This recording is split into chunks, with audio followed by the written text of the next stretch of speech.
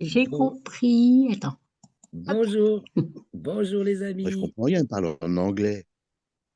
bienvenue dans Bonjour Claire. l'almanach des Fées Bonsoir. Célestes. Merci. Bonjour Yasmina, bonjour Didier, bonjour à tous. Ravi Bonjour Claire. d'être avec vous pour la présentation du bulletin astronomique pour la période du 8 au 16 décembre 2022, la troisième phase de la troisième lune d'hiver, nord, été, sud. Et donc, ça part de la pleine lune, le 8, avec, on va en reparler, hein. Donc là, nous sommes le 7, au moment où nous enregistrons cette vidéo. Et donc, la pleine lune a lieu le 8 à 5 heures quelque chose, 5h07. Elle est suivie de la conjonction de la lune à Mars à 6h18, sachant que le Soleil est opposé à Mars dans le plan écliptique à 6h41. Donc, c'est vraiment une coïncidence rarissime et exceptionnelle. Une opposition de Mars avec à la pleine lune, donc conjonction Lune-Mars, du coup. Et nous allons pouvoir admirer, Ah, non. assister, même à Paris, n'importe où, du moment qu'il y aura la Lune visible dans le ciel, à une occultation de Mars par la Lune d'environ, chez nous, c'est 6h12 à 7h07. Le Mars est occulté par la Lune, ça dure presque une heure, et ça, on peut le voir même à l'œil nu. Ce sera vachement plus sympa et confortable avec un instrument, bien entendu. Mais alors, il faut se lever Ah oui. pour être sur pied à 6 heures du mat, pour bien observer. Évidemment, l'horaire change selon notre localisation. Donc, selon où vous êtes en France, ça peut varier d'une heure à peu près. Donc, on va pas louper cet événement exceptionnel en espérant que le ciel reste dégagé. Chez moi, il faisait très, très beau aujourd'hui, mais ça s'est bien voilé. Une dépression s'annonce et les avions annonciateurs de dépression sont passés par là pour en rajouter une couche. Alors, on va reprendre tout ce que fait la Lune cette semaine, et puis le Soleil, et puis Mercure, Vénus et Jupiter, qui connaissent aussi des changements plus ou moins importants. Alors, la Lune, donc la pleine Lune se passe, la Lune est dans le signe des Gémeaux, donc le Soleil Sagittaire. Oh, je vais partager avec vous la fiche directement, sans me tromper. Je vais essayer. Donc voilà notre fiche pour la semaine. C'est mieux comme ça. Donc, pleine lune à 5h07, jeudi 8. Est-ce que vous voyez mon écran? Oui, Nickel. oui. Oui. Alors, je fais d'abord le tour de la lune au cours de la semaine. Donc, pleine lune jeudi 8 à 5h07, suivi de sa conjonction à Mars à 6h18. Donc, c'est là qu'il y a une occultation.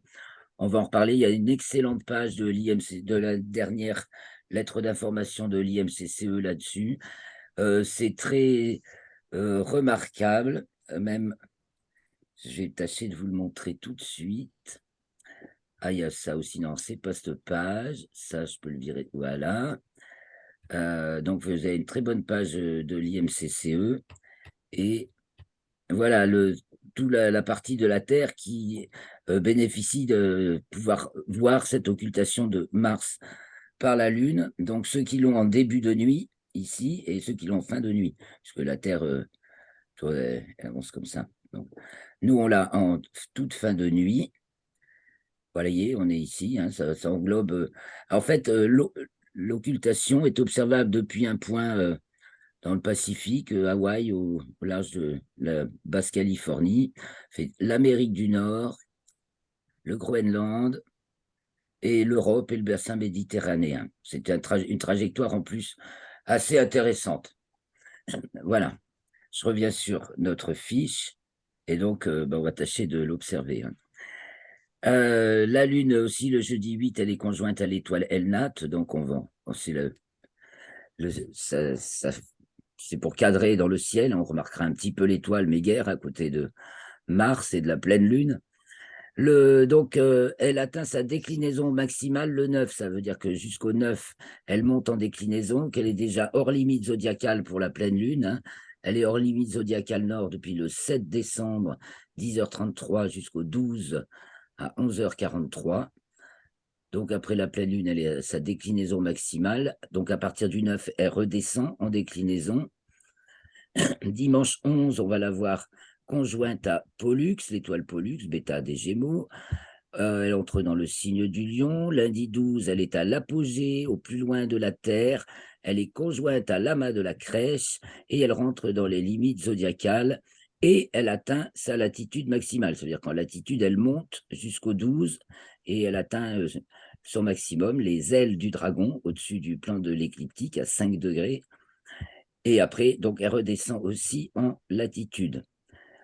Ensuite, le mercredi 14, elle entre dans le signe de la Vierge, donc elle est conjointe à l'étoile Régulus, alpha du Lion. Et nous arrivons au dernier quartier, le 16 à 9h55. Alors, le Soleil est donc devant la constellation d'Ophiuchus jusqu'au 18 décembre dans le signe du Sagittaire. Et donc, il est opposé à Mars le jeudi 8 à 6h41. Donc, vous voyez, une opposition de Mars, hein, la dernière, c'était en 2020, octobre 2020, me semble-t-il. La prochaine sera le 16 janvier 2025.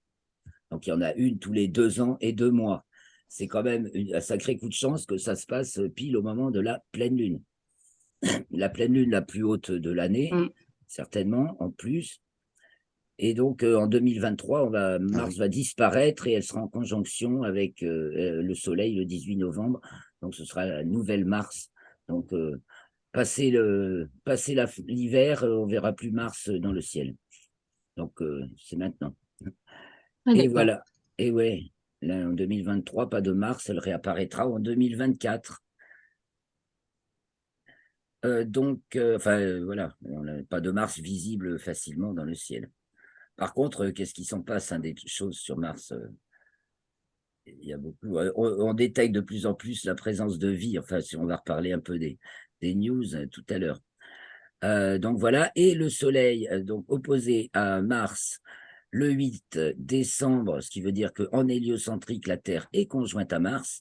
Et le 14 décembre, il est au carré de Neptune, quadrature est de Neptune, donc celle qui vient après l'opposition qui a eu lieu en septembre.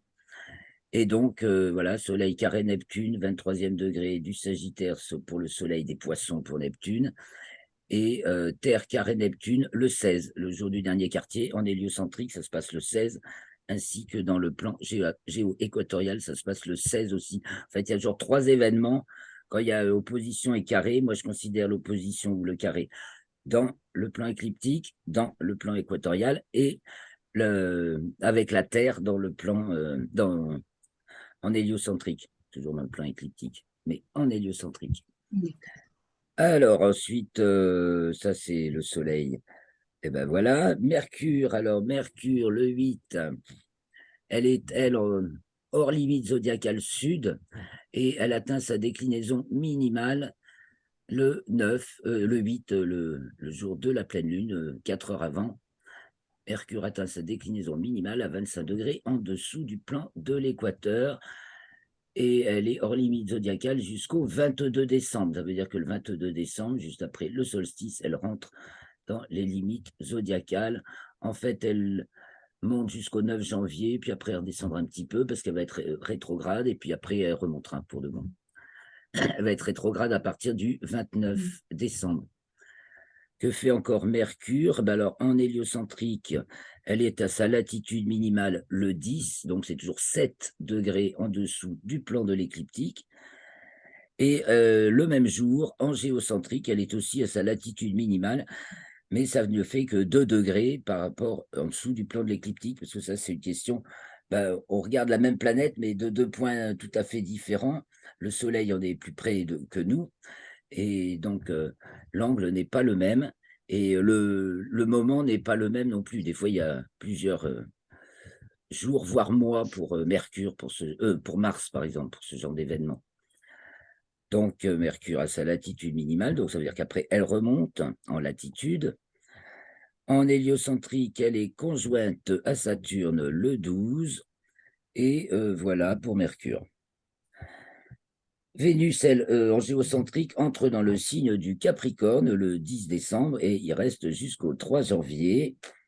Et Jupiter, le 12 décembre, atteint sa latitude minimale en héliocentrique, ce qui lui arrive qu'une fois tous les 12 ans, hein, puis enfin à peu près tous les 12 ans, donc ce n'est pas un moment anodin non plus. Donc ce 12 décembre, qui est le jour de l'anniversaire de mon fils aîné, bah, il est bien gratiné. Il me plaît beaucoup. La lune devant de la crèche. Voilà, alors allons faire un petit tour sur Stellarium. Vous me dites si vous suivez toujours. Voyez-vous l'écran Stellarium? Oui. Nickel. Et Oui. bon, avant d'aller voir le ciel, on va déjà regarder Mars et la Lune. Donc au matin du 8 décembre, admirer comment ça va se passer. Donc ils sont à l'ouest, hein, c'est sur le couchant, à peu près une vingtaine de degrés, je pense. Donc là, vous voyez, Mars est caché derrière la Lune. À cette heure-ci. Quelle hauteur? Vous voyez, c'est plus très haut, hein, c'est 10, 15, 20 degrés de hauteur. Donc à 6h30. Alors on va revenir un petit peu plus tôt, je grossis. Voilà, j'ai beaucoup grossi. Chez nous, c'est à 6h12 que le soleil, que Mars disparaît derrière la Lune. Donc attends, revenons, on va revenir.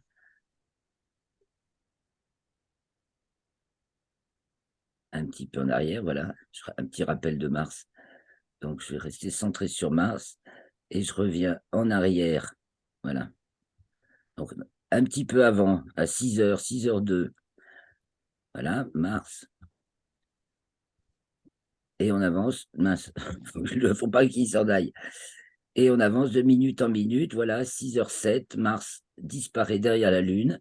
Et il va se passer pratiquement 1 heure, pendant laquelle la Lune et Mars cachés derrière descendent sur l'horizon, hein, du côté de l'ouest.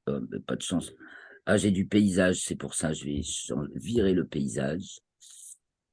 Je vais mettre l'océan, parce que c'est avant le lever du soleil quand même, et c'est avant le coucher de la Lune. Donc normalement, on observe la réapparition de Mars à 7h07 chez nous. Vous voyez, elle a traversé pratiquement le disque lunaire, et le disque lunaire est totalement, c'est la pleine lune, est totalement éclairé. On est juste 1 heure après la pleine lune. La nuit commence à attaquer ce morceau, de ce côté, mais c'est encore pas visible. Alors tiens, à propos, il y a des images inédites de la face cachée de la Lune que je vais peut-être vous montrer à la fin, que je vais mettre dans l'article. Voilà, donc ça, c'est le 8 au matin. Donc à 6h du mat, tout le monde debout, on observe la Lune et Mars qui se cache derrière la Lune, pleine Lune. Et puis maintenant, on va aller au soir de ce jour, de ce beau jour du 8. Donc la journée passe et nous sommes le soir. 18h07, le soleil est déjà couché, il se couche. Ah oui, le jour où le soleil se couche le plus tôt de l'année, donc c'est le 12 décembre également, puisque le 13, c'est la Sainte-Luce, le jour où il commence à re-augmenter sur le soir. Ça y est, Didier s'est endormi. C'est chronique. Alors, dans le ciel du soir, cette semaine, nous allons voir apparaître Mercure et Vénus très tôt. Enfin, très tôt dans le crépuscule, elles vont se coucher encore très tôt. Vénus vers 18h et Mercure un petit peu après, parce qu'elle est un peu plus haute, mais on la voit bien sûr un peu moins facilement que Vénus. Voilà, on va se mettre à 17h50. Horizon parfaitement dégagé. Le 8, ça va s'arranger au cours de la semaine. Ça risque d'être dur encore au cours de la semaine, mais de jour en jour. Alors, le 9, le 10, le 11, le 12, le 13, le 14, le 15, le 16. Je suis déjà 17.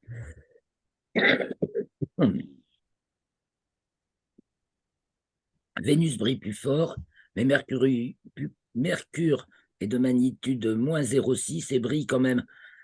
Puis elle est plus haute, voilà. Donc il y a une chance de voir les deux qui seront à nouveau conjointes le 29 décembre, parce que Mercure va être stationnaire, donc Vénus va la rattraper, et le 29 décembre, justement, Mercure se met à rétrograder.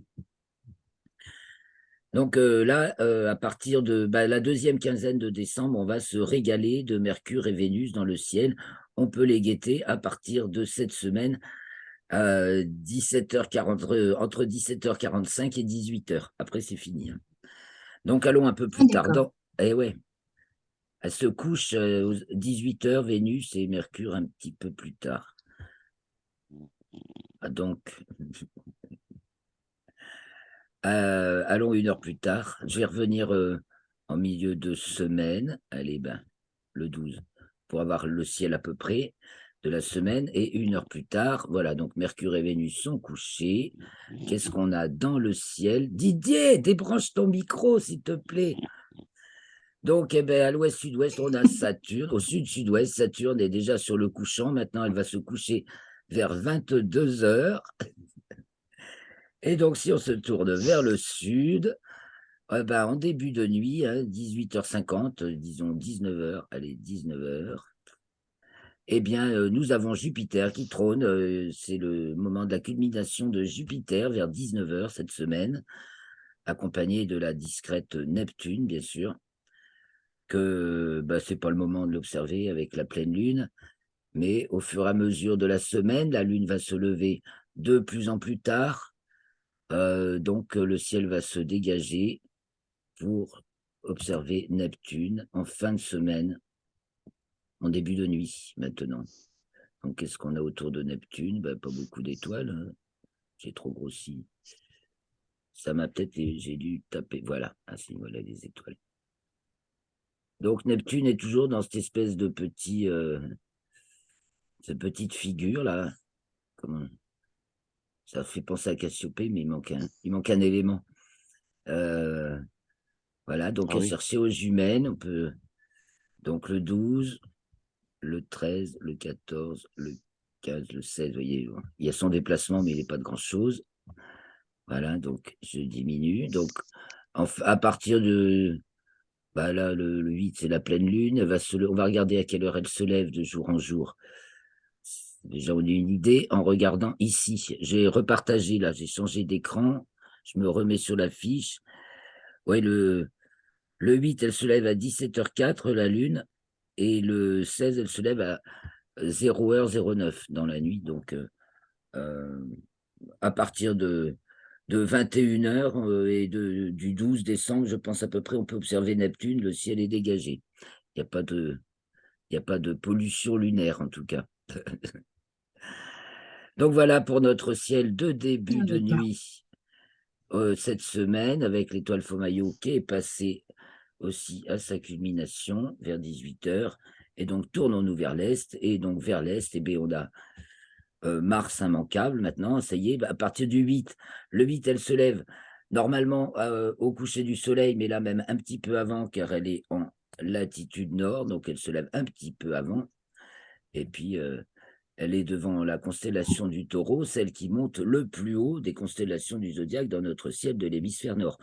Donc, au milieu de la nuit, Mars et le Taureau, avec Aldébaran, qu'on voit bien aussi, bien sûr, les Pléiades et Elnat, Mm. c'est là-haut, à 70 degrés de hauteur. Donc, c'est franchement très, très haut, quoi. Donc, du côté de l'Est, s'élève brillamment Mars et toujours Uranus, qu'il faut chercher aux jumelles, toujours. Et c'est pareil, on va pouvoir l'observer cette semaine en dessous du Bélier. Donc, on remarque amal du Bélier, les Pléiades. Et voilà, dans l'angle droit, il y a un petit paquet d'astres. On va mettre la magnitude et les numéros de catalogue. Voilà, donc repérer Uranus, mais bon, il y a une petite bille verte un peu. C'est pour repérer les étoiles autour. Donc, de même magnitude, l'étoile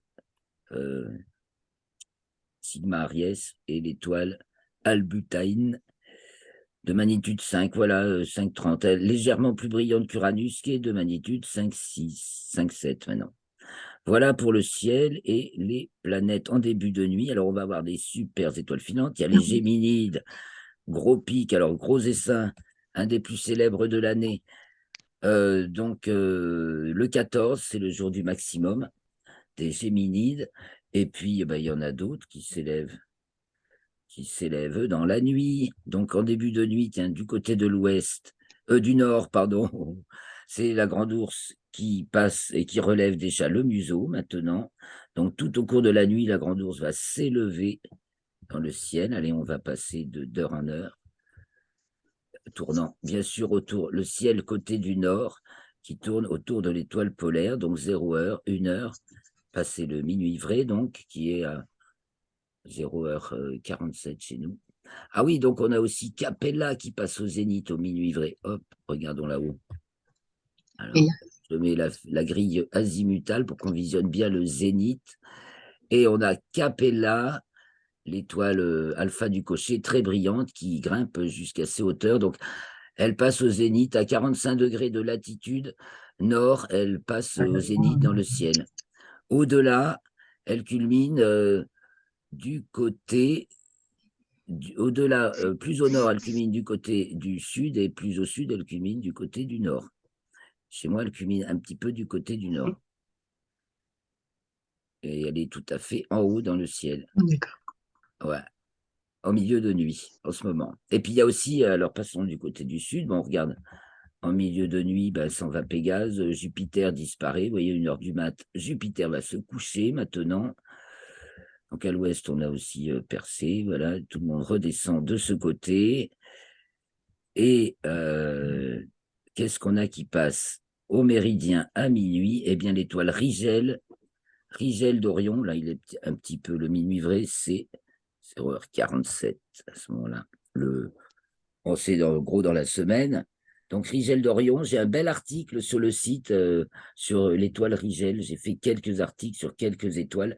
Il y en a un sur Rigel. Donc, je vous aurai le lien, vous pourrez cliquer. D'accord, je regarderai. C'est vachement intéressant en fait de voir, Merci. de mettre côte à côte toute l'histoire de l'étoile, comment elle a été nommée, tous ces différents noms, toutes les légendes qui sont associées, et les données de C'est vrai. l'astrophysique contemporaine, parce que ça matche bien, et à tous les coups. Ça décrit le caractère de cette étoile des deux manières. Ça, c'est intéressant. Et donc, on peut voir tous les essaims d'étoiles filantes là, qu'il y a cette semaine. Il y a les sigmaïdrides, les monocérotides de décembre. Monocéros, c'est la licorne, n'est-ce pas, Didier? C'est-à-dire que leur radiant est devant la Eh licorne. oui. Il y a aussi donc les géminides, surtout, donc ils viennent par les Gémeaux, et les Léo minorides de décembre, voilà, qui s'élèvent donc devant le petit lion qui est au-dessus du grand lion, entre la grande ours et le lion. Voilà. On va suivre la lune maintenant au cours de la semaine. On va guetter son lever de soir en soir. Donc là, je reviens au 8. Donc, la pleine lune, la nuit de la pleine lune, c'est celle du 7 au 8.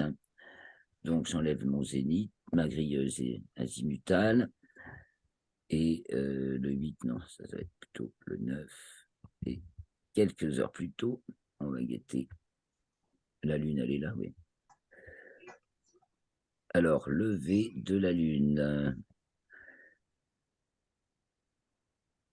Le 8 au soir, elle se lève à 17h10, donc pas longtemps après, au moment du coucher du soleil, en fait.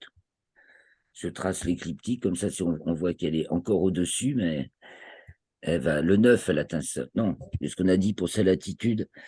Qu'est-ce que je vous ai dit?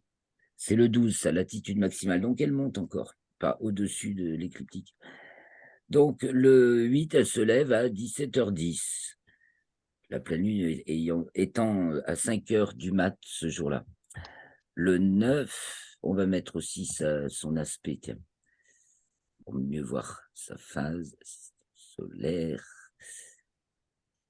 Agrandissement de la Lune. On va enlever le halo. Voilà. Allez, une petite heure plus tard. Nickel.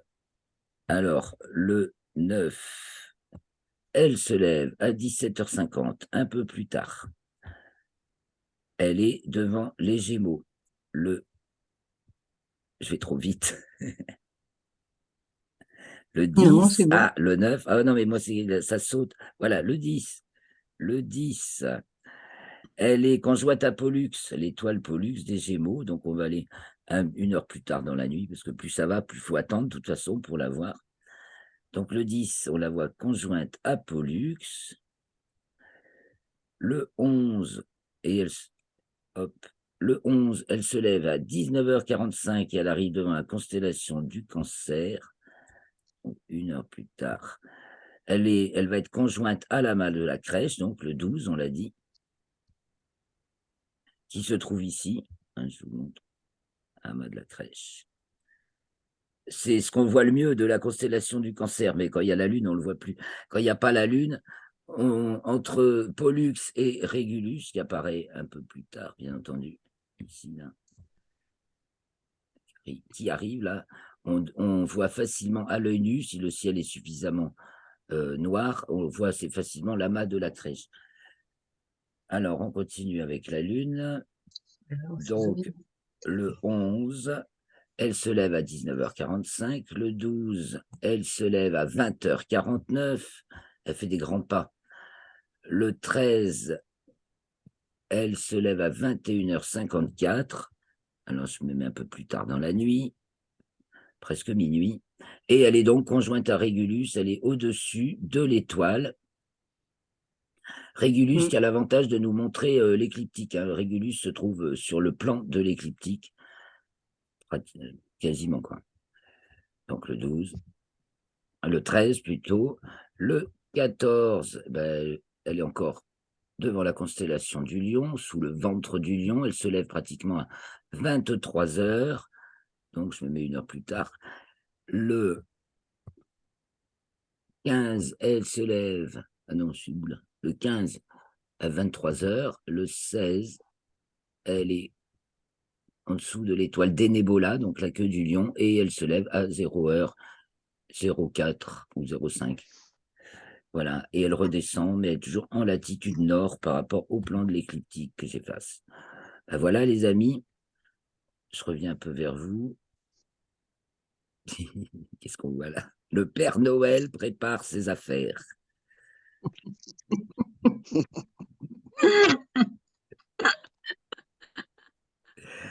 Alors, tout Il va a bien. inversé Alors, l'image, j'ai pas compris. Ah, voilà. Ah oui, j'ai peut-être quelques images à vous montrer. J'ai un Merci. peu oublié de vous préparer. Et ça va être vite montré. Ah bah non, c'est pas ça. Il y aura dans l'article, bien sûr. Ah oui, j'en ai déjà quelques-unes. Ouh là là, j'en ai plein. Ah bah tiens, on va commencer par celle-ci. Parce que comme ça, la Lune atteint sa libration minimale en longitude ou en latitude. Attendez, je vérifie. Ah, on a 10 minutes. Libration minimale en latitude le 13. Et donc, on va voir le coucher du soleil sur les mers de la tranquillité du nectar et compagnie. Voilà, c'est là. Et c'est le moment, on voit la mer de la tranquillité, bon, la grosse tache en dessous, il y a la mer du nectar, et là, on a les cratères, qui est entouré de cratères, donc Fracastorius, et puis il y a Catharina, Cyrillus et Théophilus, ou c'est le contraire? Non, ça doit être ça, Catharina, Cyrillus et Théophilus, qui sont un célèbre trio de cratères qui bordent la mer du nectar, et c'est le moment, là, le soleil se couche, donc, sur la Lune. Allons voir l'image suivante. Donc, ça, c'est à regarder ah bah, je vais trop vite, beaucoup trop vite. Le 13, quand la Lune est dans le ciel. Alors ça, c'est Titan, vu dernières images de Titan envoyées par James Webb Télescope. Donc, une vue sur l'atmosphère de la planète, comme on n'en avait encore jamais vu, bien ce soit le corps du système solaire le plus lointain, le corps de tous, le plus lointain sur lequel on ait posé une sonde, et c'était en janvier 2005 déjà, une vieille histoire. Voici la face cachée de la Lune, prise par les petits microsatellites qui accompagnent le vaisseau Orion qui est en train de revenir sur Terre, arrivée prévue le 11 décembre. Et donc, il y a ces microsatellites, il y en a beaucoup D'accord. qui ont foiré, mais ceux qui ont chacun une mission particulière. Et celui-ci, Eculeus, il a réussi à faire des tas de vues de la face cachée de la Lune. Donc, c'est sympa de voir la face cachée. Voici une vue encore du vaisseau Orion, clair de Lune et clair de Terre, dans son retour, qui entame son retour vers la Terre, après avoir fait une orbite très On la éloignée. voit pas. Ah, vous m'entendez plus? Ah, Ça va mieux? si, on entend, mais on voyait pas les images. Ah oui, ça va. Oui, non, c'est qu'on entendait bien. C'est qu'on voyait pas les images. Est-ce que là, c'est bon? Vous voyez mieux les images? c'est Oui. toi qu'on voit. Regarde, ouah, je grossis. Bah, Voilà. toi, Non, on nous, les j'ai voit pas pas. l'image. Je continue. Une tauride. Alors, parmi les étoiles filantes, il y a les taurides nord qui durent longtemps et dont la période s'achève là. Mais alors, il y en a un qu'on a chopé une à Puerto Rico, là, un gros bolide, avec même sa réflexion. Là. La tête de sorcière, la nébuleuse à côté de l'étoile Rigel, la nébuleuse en émission. Hein, c'est une nébuleuse, oui, c'est une nébuleuse en émission, IC 2118, à côté de l'étoile Rigel, justement, et il est sorti une nouvelle photo assez jolie, donc voilà. Et ça, c'est un astronome amateur à Pékin, et c'est le Merci de la lancement. présenter. Ah oui, pardon. Ah, je grossis un peu. Bah, oui, on voit toujours rien, nous. Ah, faut le temps que ça vienne, c'est Non, mais des c'est pas de images. grossir, c'est qu'on voit pas les photos. Bon, c'est un temps de transmission qu'il faut, mais j'attends un petit peu. Ça va vous arriver, j'espère. Donc, je raconte déjà. Donc, les Chinois ont lancé un nouveau vaisseau vers leur station spatiale pour emmener un nouvel équipage de 3 personnes, 2 hommes et une femme, pour remplacer celui qui était depuis novembre, qui n'a pas fait longtemps. Et cet équipage-là va rester 6 mois, je crois. Et un photographe amateur a photographié le lancement et donc le vaisseau passant près de Jupiter et de ses satellites, je ne sais pas si vous voyez maintenant, qui sont bien identifiables, et la deuxième partie qui se détache. Non, toujours rien. Voilà. Oh, bon, j'espère que vous les aurez, sinon je vais revenir vers vous. Et là, c'est une animation de l'ombre, enfin du trajet de la Lune qui occulte Mars sur la planète, mais maintenant j'en ai trouvé plusieurs, mais celle-ci est très jolie et très visuelle. Non, toujours Donc pas d'écran. Hein. oh, je suis navré, c'est les transmissions. Bon, alors j'arrête ce partage, c'est pas la peine d'en rajouter. Pourtant, on est sage, hein, il n'y en a pas droit aux images. J'espère qu'elles vont apparaître dans la vidéo. Voilà les news, les news. Alors, il y a ne pas oublier la conférence de Béatrice Alix sur les astrolabes le 14 décembre au CNAM à Paris et en ligne, si vous voulez vous inscrire. Que dire encore? Ah oui, tiens, j'ai peut-être 5 minutes pour commenter la dernière lettre d'information de l'IMCCE, donc je repartage l'écran. On a 5 minutes. Peut-être que c'était un format d'image qui faisait que ça passait pas tout à l'heure. Donc l'occultation de Mars par la Lune, on en a parlé. Peut-être. Il y a un bon nouveau service de calcul Là, en on a ligne des l'écran. prédictions d'occultation, ça va être bien. Mais là, ce que je voulais vous dire, c'est il y a un article dans la dernière lettre de l'IMCCE, le solstice d'hiver 2022. Et là, moi, j'aime parce qu'ils ne sont pas faux sur les signes et les constellations. C'est très bien dit. Donc, tout est expliqué, ce que c'est le solstice. Le terme solstice vient du latin solstitium, de sol, soleil et sistéré, s'arrêter, retenir, car l'azimut du soleil à son lever et à son coucher semble rester stationnaire pendant quelques jours à ces périodes de l'année, avant de se rapprocher à nouveau de l'est au lever et de l'ouest au coucher. À l'instant du solstice d'hiver, le soleil entre dans le signe du Capricorne. Tu vois, c'est l'IMCCE qui le dit, il n'y a pas que moi. Mais pas dans la constellation éponyme. L'entrée dans le signe du Capricorne correspond à une longitude apparente du Soleil de 270 degrés, et à ce moment-là, le Soleil est dans la constellation du Sagittaire. Ce jour-là, il passe au zénith pour un observateur de l'hémisphère sud situé sur le tropique, ce qui explique l'origine de son nom, le tropique du Capricorne. Et oui, ceux qui sont le jour du solstice du 22 décembre, le soleil est au zénith à midi sur tous les points situés sur le tropique du Capricorne. Et donc, ça fait plaisir. C'est pour ça que je fais quand même partie de la Société astronomique de France, parce qu'il y a une bonne référence. Ils n'ont pas tout oublié. Et ça, c'est mettre des points sur les i importants, parce que beaucoup d'astronomes amateurs ont complètement zappé ça. Et voilà, il suffit de le recaler, c'est simple pourtant.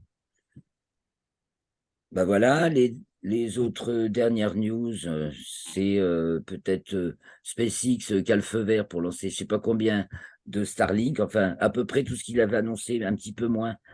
Mais gros lancement de Starlink prévu en 2023 et dévoilement justement d'un programme de satellite par Starlink, enfin comme Starlink, mais c'est pas le même nom, spécialement pour les militaires et les gouvernements, que révèle. Ah ouais, c'est nouveau. Mais bon, au moins on est au courant. Oui. Ouais. Ça s'appelle Starshield. Quel est ce projet secret de SpaceX? Ben, j'ai mis quelques articles de trouver sur ce sujet dans l'article. Et le vol orbital du Starship et Super Heavy, c'est un peu repoussé. Ils poursuivent leurs essais pour l'instant. Voilà. Eh bien, je crois qu'il nous reste 1 minute 30. Donc, si vous avez peut-être une question, un point à éclaircir, on se donne rendez-vous sinon la semaine prochaine. Donc, la semaine prochaine, c'est